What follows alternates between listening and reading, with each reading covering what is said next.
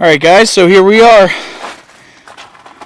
This is my 207 ready GC8 2.5 RS Coupe.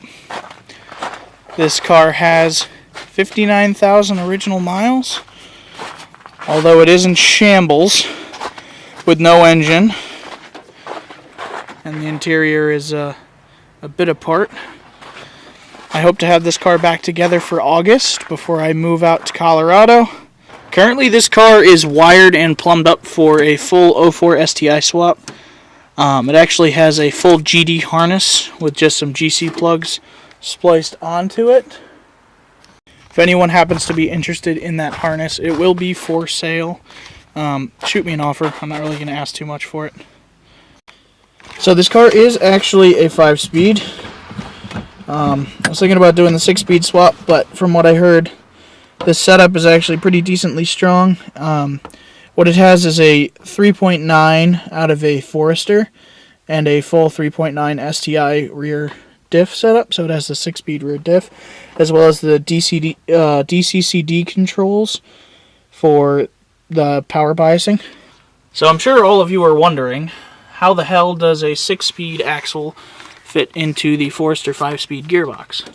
From what I have heard from the previous owner before ECS owned it, was that these 6-speed axles actually mate into the 5x100 hubs that are back there. You can't really see them. And then he had to change a seal to fit this 3.9 Forester tranny. But that was all that he needed to change. The actual splines were the same, so it did fit after all. As far as the reliability of this gearbox goes, I really couldn't tell you as of right now. I know that the guy did race the car back in its day, about 10 years ago. Back in 2008, it was a track car with an EJ207 swap, which is where that full STI swap came in. Still has the factory boost controller plug. Oh wow, actually. Oh, this is a jumper harness, never mind. It still has all of the 04 STI subframes, front end, all that sort of stuff. The only thing that I have swapped out since with ECS is I thought I was going to go the GC motor route with this car, so I ended up grabbing a GC radiator off of him, and he gave me a GC harness, all those sort of goodies. But I'm actually going to be picking up a 207 V7 207 from Paul over at ECS, and we're going to work out a swap kit for the car so I can have a full JDM swap in the 2.5 RS.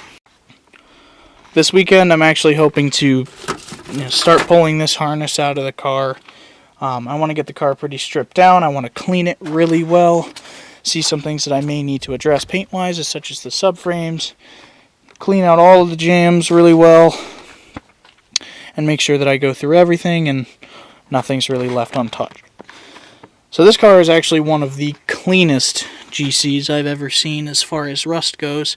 There's not even surface rust starting in the typical Subaru spots. I've seen a couple of people saying on the forum that, oh, the subframes are rusty and that sort of thing. It's not a real 59,000 mile car. Which, yes, it does have the full STI subframe swap and everything else, which actually came out of a higher mileage STI that was 5 years newer. So, that leads me to say, this car is pretty damn clean. It was kept as a trailer queen for most of its life. As I said, it was a race car. But the previous owner had gone through this car pretty well and replaced a lot of things that needed to be replaced as they went on. Cosmetically, this car isn't really the prettiest. It's got its nicks and dings everywhere. It could really use a front bumper and a rear bumper. Other than that, the other body panels are pretty clean. You can see over here, if I can get any light on it, that it does have some decent little bumps going on. And then as you can see, the paint, is pretty swirly from sitting from 10 years and not really getting taken care of in that time. But hey, I got this car for a steal, so I can't really complain.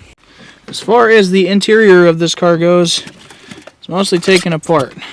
This car was actually a part-out car for ECS Performance, which is who I bought it off of. The car had been in storage for the last 10 years. Hadn't really been touched, just kind of sitting in the corner waiting for somebody to pick up the project, which actually Paul from ECS was going to do, but he ended up selling it to me. Also, most of the videos you're going to see are most likely going to be at night.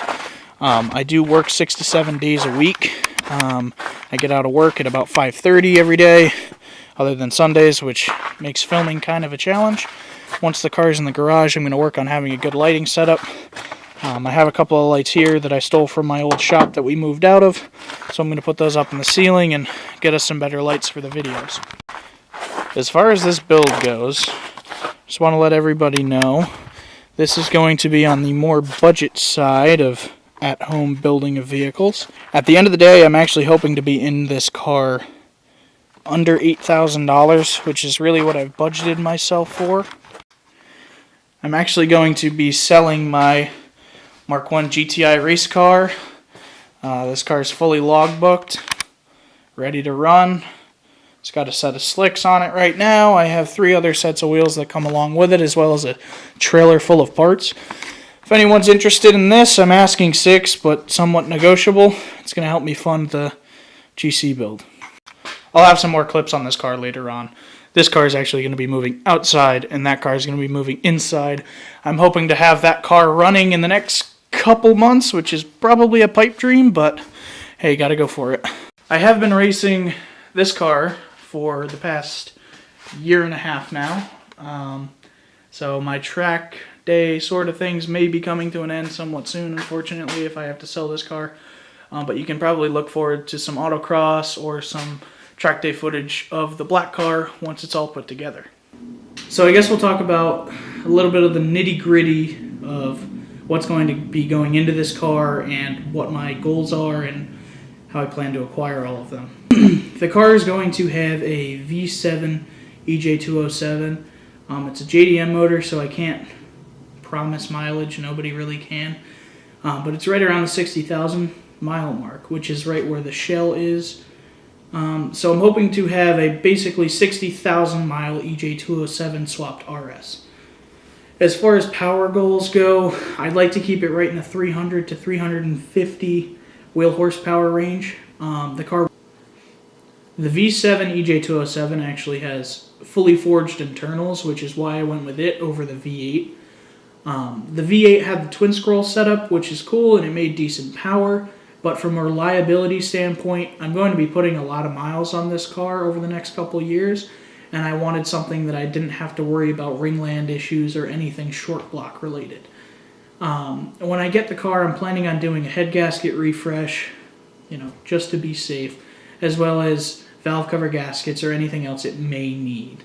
From what I've seen, the motor looks pretty clean. Head gaskets probably aren't necessary, but I'd rather be safe and sound when driving 4,000 miles across country.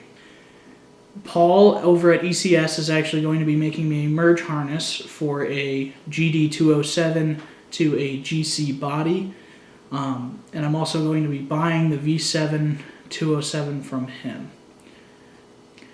I do also plan on finishing the build series with a cross-country road trip video, which will actually be going from here in Connecticut out to Colorado Springs, Colorado, which is where I'll be moving out to. I'm hoping to have the car running by then. If not, well, it may be a basket case, but I'll drive the thing out there with one seat and no dash if I have to. It just depends on what it comes down to. I'd like to thank everybody that's going to be following me on this build, supporting me, and helping me out through the questions that I have. The GC forum's always been a big part of my life. I've owned 3 of them at this point. My first car was a 205 swap car. Second car was the blue one, and the third car is now the black one. The black one I want to build to be a car that I can keep for a long time and enjoy through my lifetime and however long I decide to keep it.